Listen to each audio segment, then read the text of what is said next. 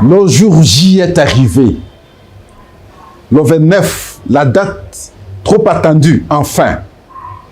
Et voilà, votre plateau, votre émission va vous fixer, en tout cas, ce qu'a été ces élections, surtout pour les gouverneurs, province par province, qui a été élu. C'est ici, en tout cas c'est ici. Nous vous remercions. Vous continuez à nous encourager. La dernière émission, le dernier numéro, nous avons eu beaucoup de messages. Nous avons lu message par message. Vos orientations, nous les avons capitalisées. Et voilà pourquoi nous sommes revenus une fois. Telle est la promesse pour qu'on analyse cette question des élections au second degré ensemble avec vous. C'est ici, en tout cas pas ailleurs. Cliquez sur nombreux, partageons le lien. Le 29 avril, il a été convenu que la République démocratique du Congo organise les élections des gouverneurs et des sénateurs. Pascal dit les élections des hontes. Pourquoi je dis les élections des hontes? Parce que, vous savez, tout le monde a constaté le degré de la corruption par les sénateurs, les candidats sénateurs et par les candidats gouverneurs. Et les députés provinciaux, visiblement des corrompus. C'est dans ces conditions que ces élections ont été organisées. Qui peut me contredire? Qui vraiment peut dire non parce que ce que tu dis, ce n'est pas vrai? Tout le monde a vu. Les élections ont été caractérisées par la corruption. Lorsque j'avais dénoncé à son temps, la Commission électorale nationale indépendante avait pris une correspondance mettant en garde tout candidat qui oserait maintenant conditionner les députés provinciaux. Est-ce que ces derniers ont observé? Je dis non, ils n'ont pas observé. Et voilà dans quelles conditions nous avons organisé les élections. Est-ce que dans ces conditions de corruption, on peut avoir des gens capables de pouvoir gérer le pays normalement? Je dis non. Et voilà pourquoi même toi les politiques n'aiment jamais manquer le pouvoir, n'aiment jamais manquer l'argent, parce qu'ils savent que lorsqu'ils ont l'argent, ils ont la facilité de conditionner, surtout au second degré, les députés provinciaux pour obtenir soit le siège du Sénat ou alors aller comme gouverneur. Mais est-ce qu'on a le choix? Je dis on n'a pas le choix. Nous nous limitons plutôt à dénoncer et nous continuons à dénoncer. Qui a été élu aujourd'hui? Nous commençons par la ville-province de Kinshasa. Daniel Bumba a été élu. Sur sa liste, il est avec Edi Yel. Ce sont eux qui ont été élus. Au Katanga, c'est Kiaboula, Jacques. Fifi Masuka, Oulalaba. Maniema, c'est Moïse Moussa Kabwankoubi. Le Tanganyika, c'est Christian Kitungwa. Olomami, c'est Banza Mouloumé. Le Kasaï oriental, c'est Jean-Paul Mbouébois. Le Kasaï central, c'est Joseph Moïse Nkamboulou. Le Kasaï, c'est Crispé Mukendi. Otuele, Jean Bakomito. Congo central, Grace Bilolo, Zebena. Chopo, Paulin Lendongolia. Kwango, Willy Bitwasila. Lomame, Lomami. Kalombo Moussoko. Sankourou chez moi. Victor Kitenge. Chouapa. Armand Yamba. Bazoele, Mike Moukeni, Sudou Bangui, Miché Mobonga. Nous, on s'arrête un peu là. Les gouverneurs élus à travers l'élection organisée aujourd'hui pour toutes les provinces de la République démocratique du Congo. Ils ont une grande responsabilité. Oui, ils sont élus. Sur fond de quoi chacun de nous sait constater. Et je l'ai dit au début. Quand vous allez dans nos provinces, vous regardez le degré de la pauvreté. Simplement parce que lorsqu'on est élu gouverneur, on met des galops, on danse pour lui, on fait tout pour lui. Et parce qu'il a été élu sur fond d'une corruption, parce qu'il a conditionné les députés provinciaux, parfois il n'a plus de comptes à rendre aux députés provinciaux. Parfois les députés provinciaux aussi manquent la force du fait que dans leur ipséité reconnaissent avoir été conditionnés par celui qui est élu. Dans ces conditions, le contrôle ne sera pas sérieux. Et la collaboration, parfois, va poser problème. Et la conséquence, il y a des crises institutionnelles dans nos provinces. J'en connais quelque chose. J'ai été au ministère de l'Intérieur. La plupart des temps, on a été obligé de chercher des réconciliations entre les assemblées provinciales et les gouverneurs de province. Et tout partait des élections comme nous venons de vivre. Des élections sur fond de corruption, sur fond de conditionnalité. Est-ce qu'on ne va pas connaître les mêmes problèmes demain? Je ne veux pas être prophète des malheurs, mais la capacité d'anticiper, c'est cela la caractéristique d'un bon leader. Il navigue dans les temps. Et moi, ici, je navigue dans les temps. Dans cette ambiance que nous avions vu ces élections être organisées, ça ne me rassure pas, moi, Pascal. Je crains l'avenir. C'est autant pour les sénateurs. Nombreux sont députés nationaux. Ils sont allés comme sénateurs. Certains sont déjà élus députés provinciaux. Mais je me pose la question, vous allez travailler où? Quand vous regardez de près, qui a été, en tout cas son suppléant, généralement c'est mon fils, c'est ma femme. Lui va quelque part, il laisse d'autres sièges pour son fils, sa femme. Et alors qu'en réalité, son fils et sa femme n'ont aucun contrat avec la population. Ils risquent cette fois-là aussi manquer un compte à rendre à la population du fait que cette population ne se reconnaît pas en lui, du fait qu'elle n'a pas eu, la population n'a pas élu cette personne. La personne qui a bénéficié de la confiance de la population va ailleurs. C'est comme ça que nos institutions fonctionnent. Et je dis dans ces conditions, je crois qu'il faut réfléchir. Ça semble créer l'incompatibilité, mon point de vue.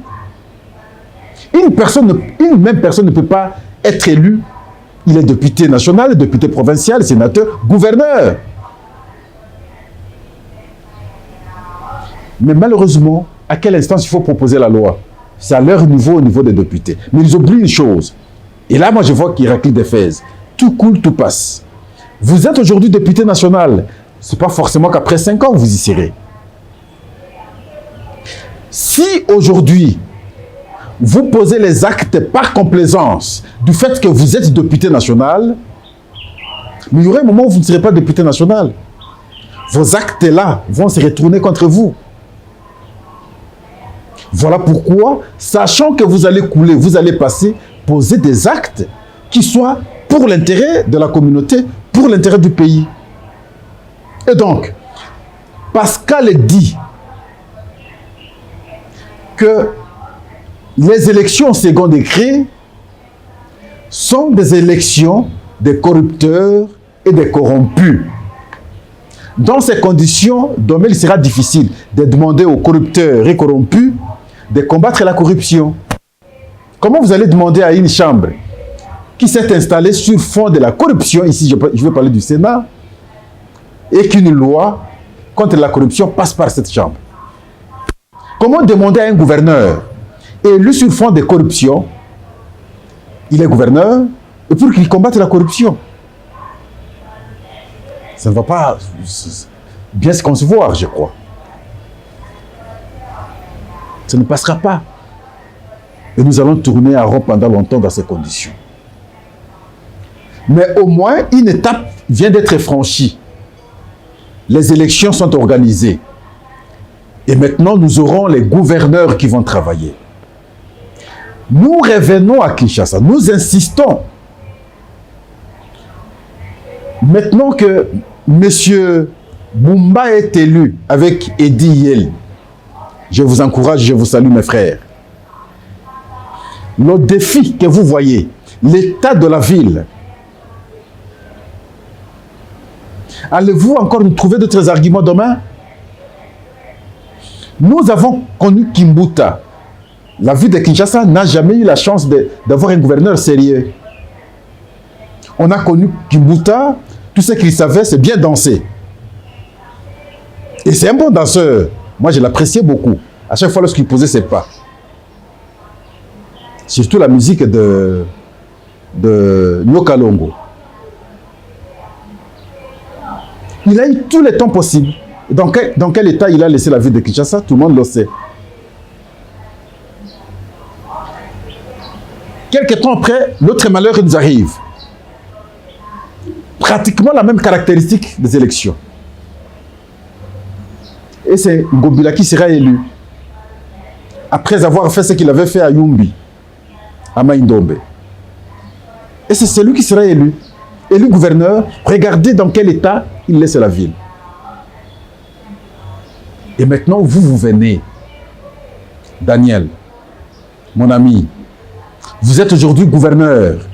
Edi Yeli, mon ami, vous êtes aujourd'hui gouverneur adjoint. Est-ce que vous allez réitérer les mauvais comportements? Vous ne serez pas à mesure de transformer cette ville, qu'elle soit moderne. Avez-vous des capacités, des managers transformateurs à pouvoir nous aider à avoir une ville moderne? L'attente de toute une population. Être élu, oui, c'est une bonne chose. Vous allez manger, vous allez danser. Mais posez les actes pour que la population vous apprécie. C'est là l'enjeu, c'est là le grand problème et c'est là la grande attente. Vous avez ces capacités. D'accord? Nous, on vous attend. Les Kinoises et Kinoises vous attendent. Au Sankourou, chez moi, n'en parlons pas. C'est pratiquement ce que connaît Kinshasa. Là aussi, on n'a jamais eu un gouverneur sérieux. On a eu Olongo, on aura Mukumadi, après nous avons Lodi. Quand vous arrivez, vous allez vous dire, est-ce que vraiment cette province a été gérée? Jamais, rien du tout. Enclavée. Du fait de l'incapacité des gouverneurs. Il y a l'autre qui est élu. Je vous ai cité ici, il s'appelle encore comment? Victor Kitenge. Sera-t-il à mesure de transformer cette province? Connaît-il tous les territoires, les 6 territoires de Sankourou? S'il ne connaît pas les 6 territoires de Sankourou, c'est que nous sommes mal partis. Mais je crains qu'ils ne connaissent pas les coins et les recoins de la province. Et ce sera alors très grave cette fois-là. Mais il bénéficie de notre confiance. Autre élection attendue, c'est celle du bureau définitif de l'Assemblée nationale. Prévue pour le 8 mai. C'est dans quelques jours. Ces élections qui vont conditionner, bien entendu aussi, l'investiture du prochain gouvernement qu'on continue à attendre. Et là aussi, les gens m'ont dit, mais Pascal, pourquoi vous n'insistez pas? Est-ce que pour que la première ministre sorte son gouvernement, elle doit obligatoirement attendre l'organisation de l'élection du bureau définitif? J'ai tenté de répondre par oui, mais beaucoup m'ont contredit. À tort ou à raison, chacun son point de vue. Mais je pense que la première ministre peut déjà se préparer. Nous avons suivi sa promesse la fois passée. Elle avait dit dès le début du mois de mai. Alors maintenant que, parce que je vous avais dit en même temps, je savais que il allait être difficile au même moment, en cette date, organiser l'élection du bureau définitif de l'Assemblée nationale, du fait que beaucoup de députés nationaux sont également candidats sénateurs, sinon ont été candidats sénateurs. Et nombreux se sont déplacés dans leur province et en même temps organiser l'élection du bureau définitif, ça n'allait pas être possible. Et voilà comment ces gens, pour leurs intérêts, observez bien, pour leurs intérêts, comment ils s'accordent au préjudice de la population. Ils s'accordent. Ils ont repoussé l'organisation de cette élection au 8 mai. Notons que ceux qui sont allés à l'intérieur reviennent. C'est alors qu'on peut avoir maintenant cette élection. Ils ne comprennent pas que c'est au préjudice de la population. Pourquoi? Parce que la population continue à attendre aujourd'hui le gouvernement. Tant qu'on n'aura pas le gouvernement, pratiquement tous les secteurs sont en berne à ce jour. Donc il faut rapidement nous installer le bureau définitif, nous investir le gouvernement, nous sortir d'abord le gouvernement, nous investir le gouvernement, pour que rapidement on ait des acteurs qui doivent venir maintenant sauver les choses. Ça semble être bloqué au pays aujourd'hui.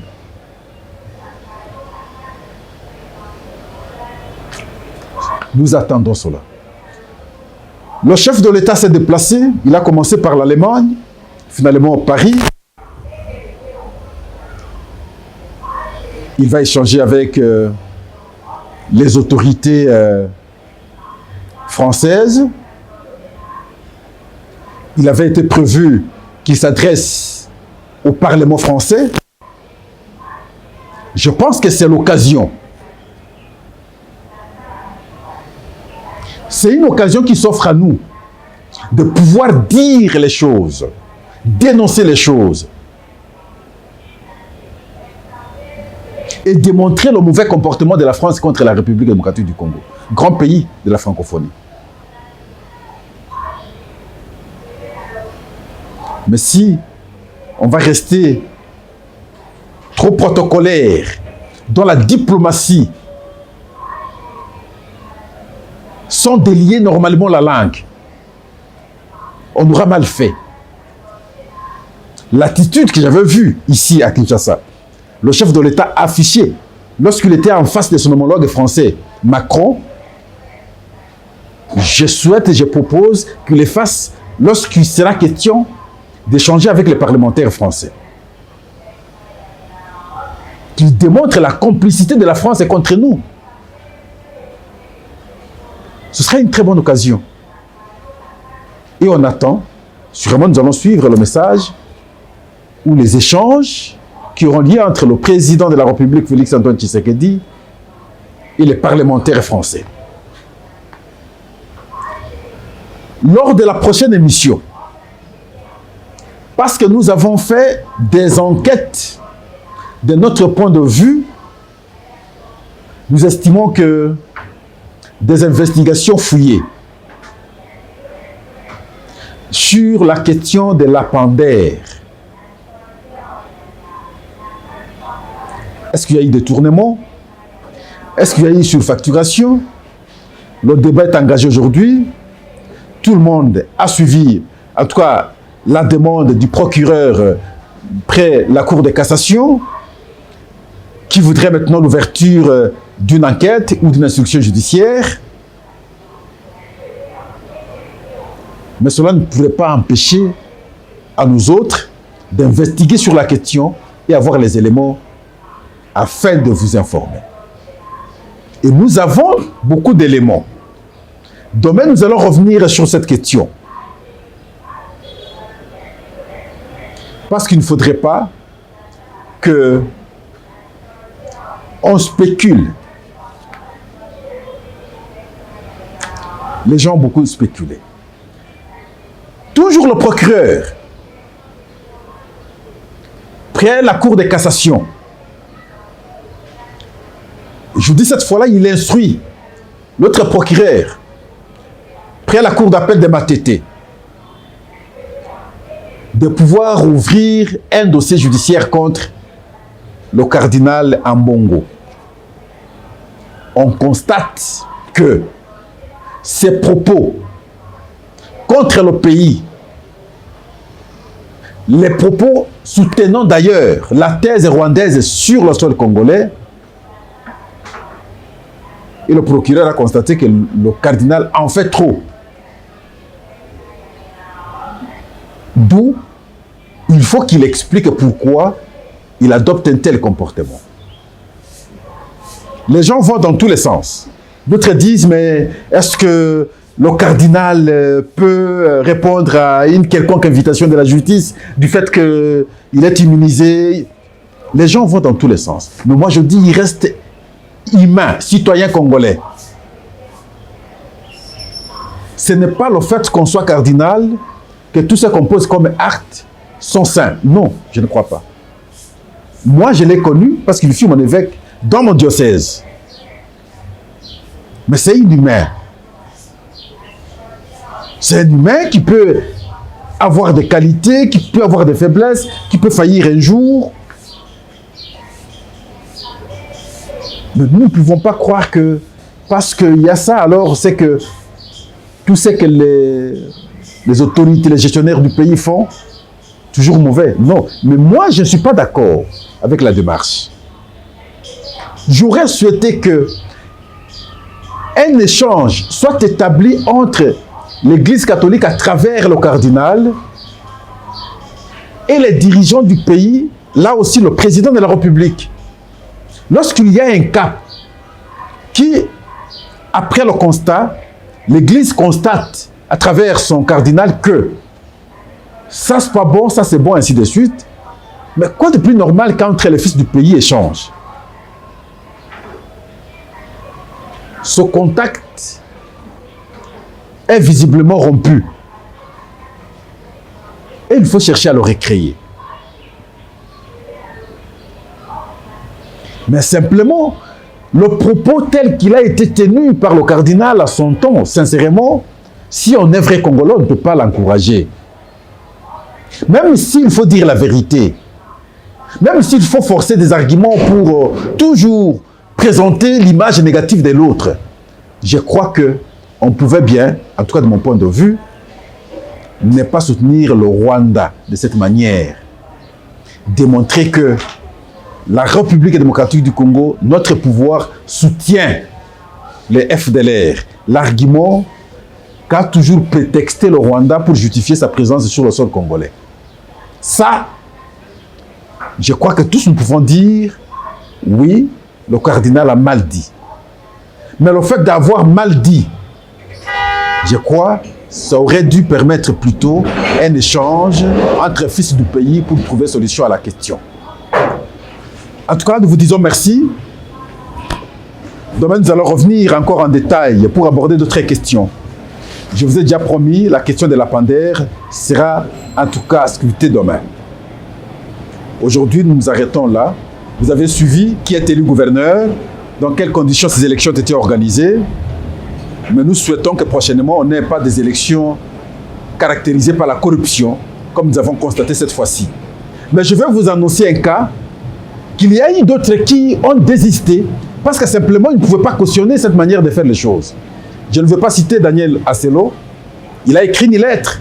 Il a dit, je ne peux pas compétir à partir du moment où je constate, moi, qu'il y a un comportement qui n'arrange pas, surtout du côté des députés nationaux, provinciaux plutôt, où chaque député voulait avoir l'argent. Et il a écrit une lettre pour dénoncer et refuser d'aller compétir. De tels cas, nombreux, ont observer. Alors nous, on s'arrête aujourd'hui ici. Nous vous disons merci. On se rencontre alors demain, cette fois-là pour aborder la question de l'Apander, les résultats des investigations que nous avons obtenues et nous allons échanger avec vous. Merci. À la prochaine.